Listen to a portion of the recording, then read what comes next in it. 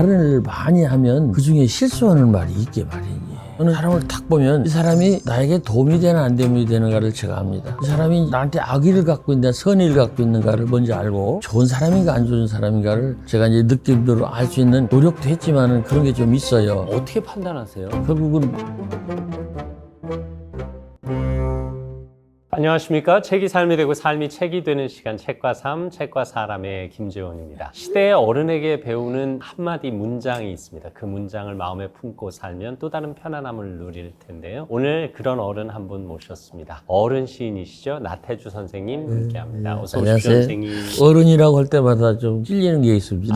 무슨 말씀을요? 네. 어른다운 어른인가 네. 좀 걱정스럽습니다. 아유, 별 말씀을요. 그래도 구독자 여러분께 인사 한 말씀 네, 부탁드리겠습니다. 안녕하세요. 공주 살면서 씻는 나태주입니다. 감사합니다. 네, 감사합니다. 네. 아유, 언제 봬도 편안하십니다. 예. 선생님, 오늘 말씀 나누기 전에 저희가 창작가 비평 안내를 좀 드리려고 해요. 창작가 비평 잘 아시죠? 저는 우리 삶을 제일 잘 반영하는 그런 작품을 실어주시는 잡지가 창작과 비평이에요. 네, 지금 테이블 위에 창작가 비평 책들이 놓여 있는데요. 오늘 콘텐츠는 창작과 비평과 함께 하겠습니다. 1966년 작은 잡지 한 권이 탄생합니다. 바로 창작과 비평입니다.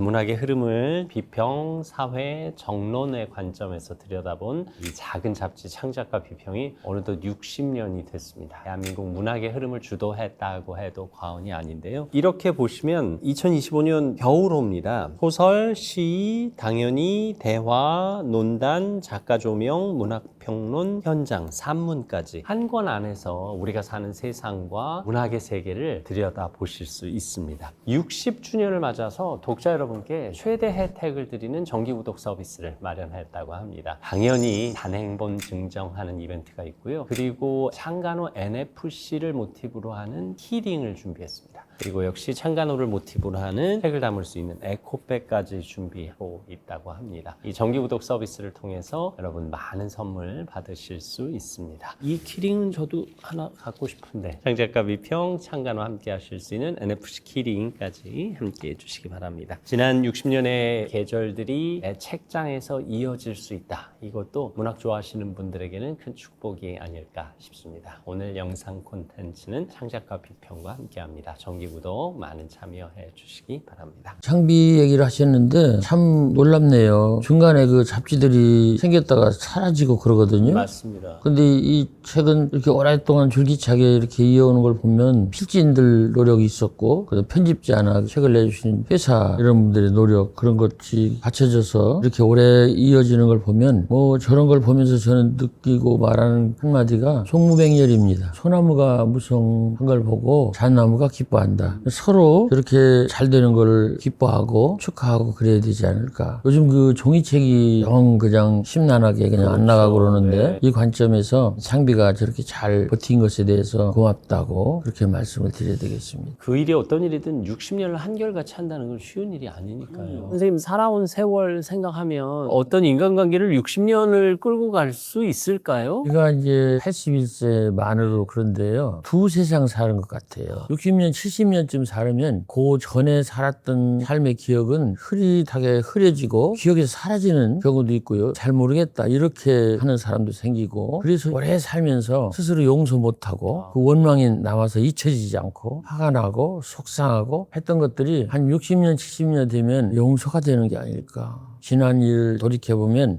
그때는 나도 어쩔 수 없었어. 그리고 그 사람도 나한테 그랬는데 뭐 그럴 수 있었겠지. 잘했다는 건 아니지만 그래서 놓아보낸다 하는 게 60, 70년 인생 아니면 세월 그 뒤에는 가능하다라고 저는 생각합니다. 세월이 놓아주는 마음들이 있는 모양이에요. 용서를 가능하게 하지요. 그래서 시간한테 물어봐라. 시간이 문제다. 그렇게 말하는 것이 바로 그것이 아닐까. 그래서 시간이라는 게 우리를 참 놀랍게 만들어줍니다. 네. 시간이라는 게 마음도 변하게 하지만 우리 몸도 변하게 하고 우리 그렇죠. 소리도 변하게 하고 그렇죠. 우리 외모도 변하게 하는 네. 과거에 시간이 용서해주는 관계도 중요한 만큼 지금 현재 관계를 얼마나 잘 지켜내느냐도 중요하잖아요. 이게 어떻게 판단하세요? 저는 이런 게 있어요. 사람을 딱 보면 첫 번째 이 사람이 나에게 도움이 되나 안 도움이 되는가를 제가 압니다. 무슨 소리냐면 이 사람이 이제 나한테 악의를 갖고 있나 선의를 갖고 있는가를 먼저 알고 그다음에 이 사람의 본바탕이 좋은 사람인가 안 좋은 사람인가를 제가 이제 느낌으로 알 수 있는 노력도 했지만은 그런 게 좀 있어요. 그래서 제가 참 여러 가지로 부족하지만은 그래도 실수하지 않고 사는 것은 그런 것이 아닐까. 그래서 상대방을 대할 때 좀 조심스럽게 대할 필요가 있어요. 이 사람이 나한테 악의를 갖고 있나 착한 선의를 갖고 있나 그리고 이 사람 본바탕이 좋은 사람인가 아닌가. 그래서 가능하면 안 좋은 사람하고는 좀 거리를 두고 적당히 하는 것이 좋습니다. 공자님도 소인배하고는 가까이 하지 마라 그러셨거든요. 그래서 우리가 느낌을 잘 가질 수 있어야 돼요. 그 사람한테 쏘는 눈빛 또는 표정, 행동 이런 걸 통해서 저 사람이 나한테 도움이 되나 안 도움이 되나 그리고 저 사람이 착한 사람인가 아닌가 이걸 알을 필요가 있어요. 그래서 기왕이면 우리가 일생을 살아가는데 좋은 쪽으로 성공적으로 아름답게 편안하게 살아야지요. 물론 감각이 열려 있어야 된다는 뜻이죠. 느낌으로 상대방을 느낀다는 건. 느낌을 갖도록 노력을 해야 돼요. 그래서 첫째, 감각의 첫째는 눈입니다. 눈으로 봐서 알아야 돼요. 근데 눈이 사람을 속입니다. 말하자면 성경에도 교훈 안목의 정욕이라는 말도 있는데 내 눈이 나를 속이기도 하고 상대방의 눈이 나를 속이기도 하는데 눈이 중요하지요. 그런데 이제 그걸 조심하도록 노력을 해야죠. 네. 이제 아울러 귀가 열려야 사람의 말을 듣는 거 아니에요? 귀는 어떻게 보면 눈보다는 더 좀 정직한 것 같아요. 그래서 언젠가 목사님한테도 얘기를 들어보니까 보는 것보다 듣는 것이 더 중요하다. 그리고 이제 기독교 같은 데서는 미세한 소리, 작은 소리를 들어라. 크게 꽝꽝 울리는 소리보다도 내 마음속에 들리는 작게 이렇게 솟아나와서 그게 아닐까? 그거보다는 이게 좋지 않을까? 대세로 흘러가는 흐름 말고 그 옆에서 작게 나를 꼬드기는 소리는 아니고 걱정하는 소리, 이런 소리. 그래서 그걸 종교에서는 세미한 음성 그렇게 말하는 것 같은데 그런 속에 신의 목소리가 들려있지 않을까? 큰 소리로 그냥 꽐꽐 소리 내면서 흘러가는 소리 외에 옆에서 작게 쫄쫄쫄쫄 흘러가는 어떤 신의 물소리 같은 맑은 샘물 소리 같은 그런 소리. 그래서 이 듣는 게 상당히 저는 좋다고 생각합니다. 학문이라고 할 때도 보면 다강 보면 배울학자에다가 글을 문자 쓰려고 그러는데 사실은 그건 글을 문자거든요. 네, 그렇죠. 그게 듣는다는 게 얼마나 소중한가. 그리고 불경을 보면은 그 첫 구절에 여시아문이라고 쓴다 그래요. 나는 이와 같이 들었다. 내가 이렇게 생각하고 이렇게 겪었고 그랬다는 것을 먼저 말하는 게 아니라 나는 이와 같이 훌륭한 사람 말을 들었다. 그래서 여시아문. 이 여시아문이 참 좋은 것 같아요. 눈도 열리고 귀도 열리고 이제 입이 열려야 하잖아요. 근데 입은 참 조심해서 열어야 하는 거죠. 이 입이 방정이라는 말이 있지요. 말을 많이 하면 그중에 실수하는 말이 있게 마련이에요. 그래서 특별한 지도자 중에는 침묵으로 지도를 하고 통치하고 그런 사람들이 많아요. 그래서 상대방이 저 사람의 마음을 헤아리도록 그래서 내면에서 말이 이렇게 나오도록 사실 침묵도 훈련이 필요한 거죠. 침묵이 무서운 거지요. 많은 말을 하는 것보다도 침묵하는 게 참 무섭습니다. 그래서도요 가다가 이렇게 뚝 떼고 할 말을 밑에다가 삼키고 가리고 그 다음 말을 하는 그런 경우가 있는데 훌륭한 독자는 그런 걸 읽어내기도 하고요. 그러니까 가다가 그래다 해야 할 말을 삼켜버리거나 버리는 거예요. 그리고 다음 말로 이어가는데 그 사이에 빠진 말을 느낌으로 독자들 중에는 느낄 수 있는 그런 지혜가 있는 사람이 있고요. 우리가 말을 하다가도 뚝 끝이잖아요. 그러면 저 사람이 지금 다음에 무슨 말을 하고 싶은데 저렇게 가만히 있나? 하고 이쪽에서 말을 상상해서 저쪽 사람 말을 짐작해서 듣는 게 아닐까. 참 어려운 얘기입니다. 저는 잘 모르지만 선생님 시어에는 행과 행 사이에 숨은 시어들이 또 있잖아요. 신을 삼키는 겁니다, 말을. 그렇죠. 말을 좀 절제하고 아끼고 아직 하지 않은 말들이 시에는 담겨 있잖아요. 김승훈 선생님 시인데요. 네. 그립다 말을 할까? 한이 그리워. 거기에요. 삼킨 말이 하나 있어요. 그립다 말을 할까 생각하다가 그 말을 한이 그리워. 그래서 중간에 많이 빠졌어요. 그래서 좋은 시는 말을 삼킵니다. 우리가 대화할 때도 그 말을 삼키는 시어의 훈련이 좀 필요하겠네요. 이렇게 얘기하다가 또 막히거나 마음이 안 내키면은 삼킬 필요가 있습니다. 좀 쉬어갈 때도 쉬기도 하고 이 말을 해서 상대방이 좀 온짝게 생각이 된다 그러면은 삼켜야죠.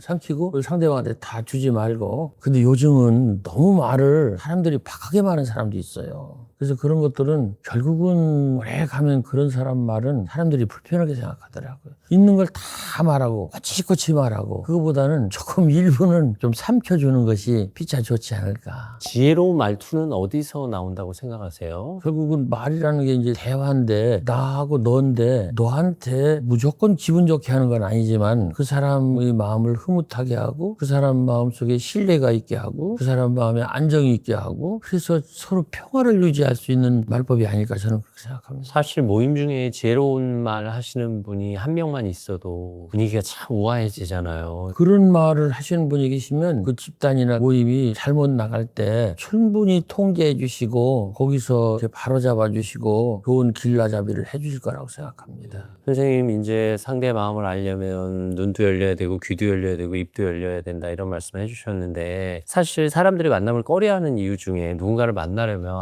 옷차림도 신경 써야 되고 또 외모도 신경 써야 되고 뭐 이런 것들 때문이거든요. 그거 신경 써야죠. 신경 써야 되는 거죠. 우리나라 사람들 말 중에 의식주라고 그러잖아요. 저는 그게 외국은 어쩐지 모르겠는데 의가 먼저예요. 제일 앞에 있네요. 그럼. 옷이 먼저예요.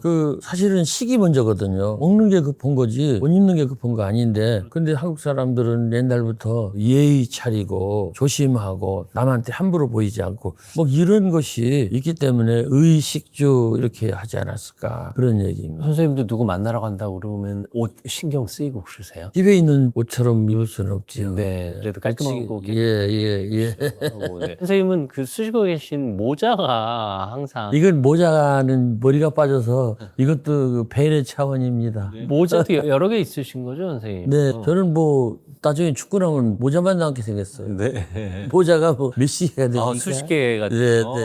그럼 모자도 나름 색깔도 맞춰서 쓰시고 신경 쓰시는 거예요? 예. 네. 어디 산책 나갈 때 이런 모자 안 쓰고요. 그냥 쿡 들어가는 모자 쓰고요. 네. 이렇게. 모자도 옷입니다. 모자도 옷이죠. 네. 그럼요. 근데 내 자신이 바뀌면서 오히려 관계가 조금 힘들어질 수도 있지 않을까 싶어요. 뭐 이를테면 내 옷차림이 바뀌고 내 외모가 바뀌고 내 체력이 달라지고 하다 보면 상대에게 소홀할 수도 있고 마치 상대에게 무심한 것처럼 보일 수도 있어서요. 참 제 얘기인데요. 제가 요즘 이야기할 사람이 없습니다. 말하자면 이렇습니다. 제가 이제 책을 1년에 한 10권 내지 20권 내는데 10권, 20권 내는 얘기를 주로 출판사하고 일을 하지 같이 지내온 그 친구들한테 얘기할 수가 없어요. 무슨 소리를 하냐.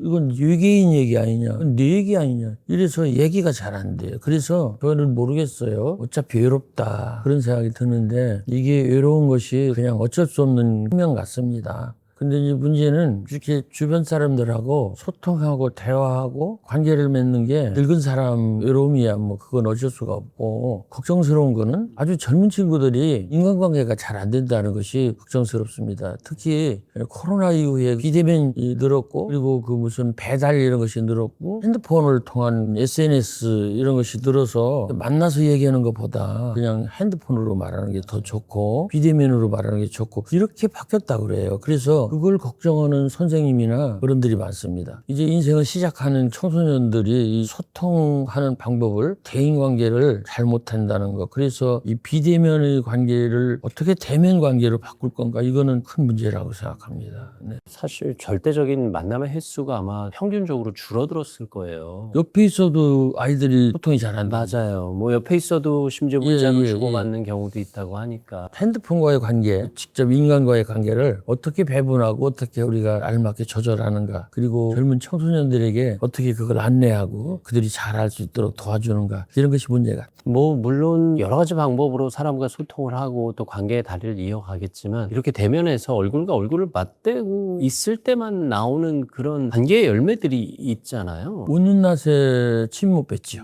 그리고 제가 늘 하는 얘기인데, 얼굴을 보면 사람한테 함부로 못 합니다. 근데 이 핸드폰이나 비대면을 하면 사람이 물이 돼요. 물건이 된다고요. 그냥 물건이나 사람이나 똑같이 생각하는 그런 것이 되지 않을까. 사람과 사람 사이에 물건이 끼고 나니 오히려 사람을 물건 대야 되는. 그러니까 핸드폰을 가운데 끼면 저 넘어 있는 사람이 물건이 되는 거예요. 이렇게 되면 사람한테는 위험이 있어요. 이렇게 함부로 서로 쳐다보지 못하는 그런 위험이 있거든요. 아무리 센 사람이라도 그냥 막 뚫고 못 들어옵니다. 조심스럽게 눈을 더듬고 쳐다보고 조절하고 그러는데, 이 물건은 그냥 막 들어가잖아요. 그게 그냥 함부로 해도 되는 어떤 대상. 그러기 때문에 직접 사람을 만나면 그 더듬거리고 조심하고 이렇게 살피고 하는 것이 이제 귀찮고 싫고 그것이 낯설고, 그래서 아예 안 하려고 그러는 거였죠. 물건을 매개체로 소통할 때도 물론 관계는 형성되겠지만 우리가 어른들이 말하던 정은 덜 생기는 거. 당연히 생기죠. 네. 그리고 인간에게 가질 수 있는 존엄이라고 그럴까요? 이런 것은 사라지는 거지. 인간과 인간 사이에 기계가 끼는 바람에 인간을 기계로 예, 대체하는 예. 그런 마음이 생긴다는 얘기네요. 이게 누구를 만나러 간다라는 건 외향적인 옷도 중요하지만 마음의 옷도 중요한데 어떤 마음가짐으로 나가야 한다라고 생각하세요? 조심해야죠. 저는 개인 생활을 생각할 때는 이 꼰대라고 그러시겠지만은 근면하고 검소한 것이 첫째고 다른 사람하고 대인 관계를 이루면서 할 때는 정직하고 겸손한 것이 제일 좋은 것 같습니다. 예. 거짓으로 이렇게 얼굴을 꾸미고 말을 꾸미고 이렇게 교원영색하는 거 하지 말고 정직하게 말하고 행동하고 표정을 보이고 그리고 상대방한테 겸손하게 하는 것이 좋지 않을까 그런 생각이 듭니다. 말로는 잘 알겠는데 누군가 앞에서 나의 겸손을 드러낸다는 것 그리고 나의 정직, 솔직함을 드러낸다는 게 쉬워 보이진 않아요, 선생님. 쉽지 않지요. 네. 노력을 해야 됩니다. 근면 검소도 마찬가지고 정직과 이제 겸손도 부단하게 노력하고 그렇게 가도록 자기를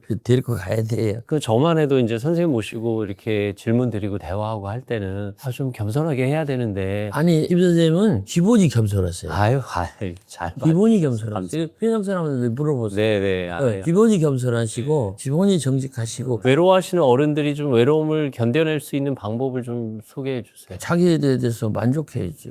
방법 없어요. 아니 체력에 대해서 만족이 오겠습니까? 무슨 식욕에 대해서 만족이 오겠어요? 그리고 세상에서 일하는 어떤 인컴이나 직업에 대해서 만족이 오겠어요? 다 이제 끝났는데 끝난 것에 대해서 만족을 하시고 그리고 그냥 그쯤에서 내려놨으면 좋겠어요. 오히려 나이가 들수록 자존감은 내려놓고 자족감을 들고 있어야 된다. 당연하지요. 네, 젊은 사람들은 자존감인데 나이 먹은 사람들은 자족감이 있었으면 좋겠어요. 이만하면 됐다. 그리고 나도 충분히 잘했다. 그리고 그 다음에 내가 못한 거는 나도 하려고 그랬는데 어쩔 수 없었다. 그래서 그거는 거기서 그냥 본인을 그냥 용서하고 그냥 돌려보냈으면 좋겠어요. 저는 다른 것보다도 나이 먹어가지고 젊은 시절에 못 해본 것을 막 하겠다고 아등바등 하는 거는 글쎄 피차에 힘들지 않을까. 자기 능력에 맞도록 작은 일, 작은 과업 그런 것들을 계획해서 조그맣게 하고 거기에서 가까운 데서 보람을 느끼고 감사를 느끼고 기쁘다 이렇게 생각하면 노인들의 삶도 충분히 좋지 않을까? 저는 그렇게 생각합니다. 선생님 이만하면 됐네요. 오늘 그 말씀 마음에 품고 마무리하겠습니다. 오늘도 많이 배웠습니다. 귀한 말씀 그러셨어요? 감사합니다. 제가 허방지방 헛소리 아니에요. 부자스럽습니다. 네. 우리 시대의 어른 시인 나태주 선생님과 함께했습니다. 감사합니다, 선생님. 네. 이만하면 됐습니다 하고 오늘 영상 보시면서 생각해 주셨으면 좋겠습니다. 다음 시간에 또 여러분 곁에 있겠습니다. 오늘도 감사합니다.